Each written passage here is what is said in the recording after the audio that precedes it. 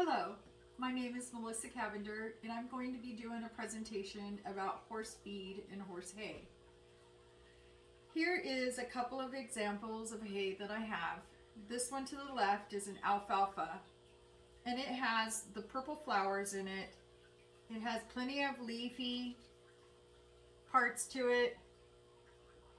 There's different kinds of cuttings for hay. There's first cutting, which is very stocky. It's the first of the year and it doesn't have a lot of nutrition in it.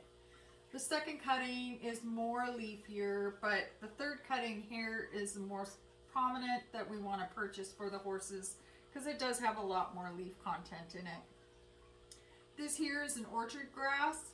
This is more of a grass hay than it is a legume. Alfalfa is a legume.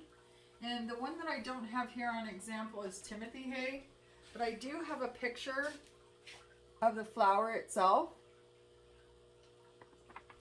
So when we're feeding the horses the hay, we want to make sure that we're not just giving them just straight alfalfa or straight Timothy because it's really rich in content. We want to share it with a local hay.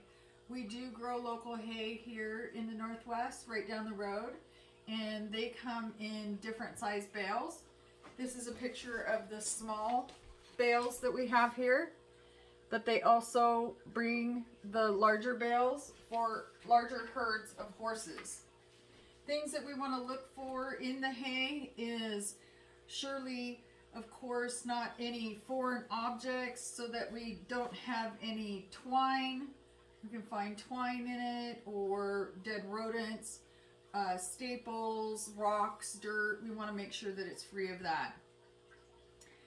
We want to make sure that it doesn't have any mold or mildew in it. And when we feed the hay forage, we want to feed more than 1% of the horse's weight. So for example, if it's 1,100 pound horse, it will have 11 pounds of the hay. We do have supplementing feed.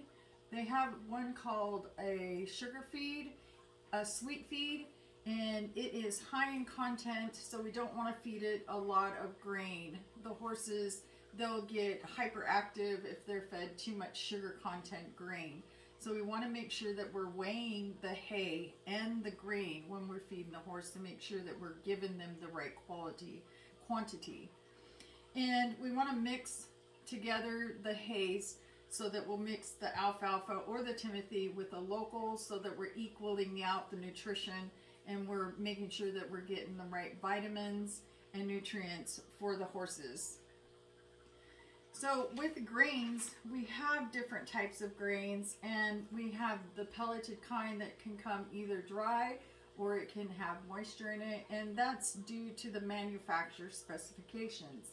So if we have a colt or a mare or even a senior horse, we want to make sure that we're reading the tags on it so that we know exactly what kind of feed we're feeding it along with the hay. Horses drink a lot of water too, so we want to make sure that they have clean water available to them at all times. So we want to weigh these on a scale, and we want to make sure that we're making the right combination for the horses with the grain and the hay. So we'll be weighing it, we'll be looking at it, and I wish you had smell-o-vision because this smells really sweet. It smells real good. The other thing is when we're storing it, we want to make sure that it's dry, under cover, and that our grains are in a rodent-proof container or a metal container so they don't get in there and ruin our feed and our grain. I really appreciate your time. I hope this helped you a lot. Have a great day.